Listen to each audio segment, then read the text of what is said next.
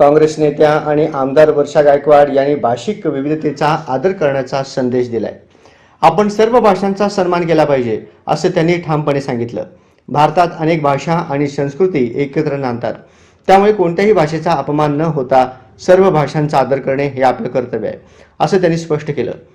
त्यांच्या या वक्तव्यानंतर समाजात समतेचा आणि सौहार्दाचा संदेश देण्यात आलाय। भाषावादाच्या पार्श्वभूमीवर आलेलं हे विधान सकारात्मक मानलं जात आहे। नाही, खरं तर आपण सगळ्या भाषांचा सन्मान केला पाहिजे। देशाच्या संविधानाच्या माध्यमातून बिलकुल हे आपल्या सगळ्यांना माहिती आहे की माणूस कुठेही राहू शकतो, काही करू शकतो, कुठल्याही धर्माचं पालन करू शकतो, भाषा बोलू शकतो।